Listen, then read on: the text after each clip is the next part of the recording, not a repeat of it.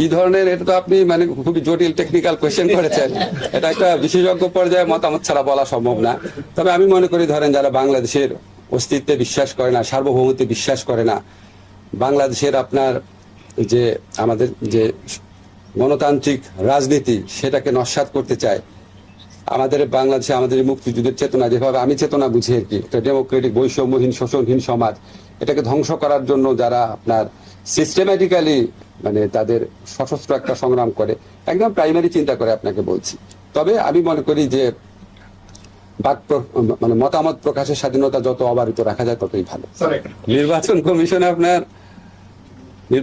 প্রথম তাদের রিয়েলাইজ করা উচিত তাদের সাংবিধানিক বাধ্যবাধকতা কি ছিল। ভুয়া নির্বাচন করা তাদের সাংবিধানিক বাধ্যবাধকতা ছিল, তারা আগে নিজের বিবেচনা করুক।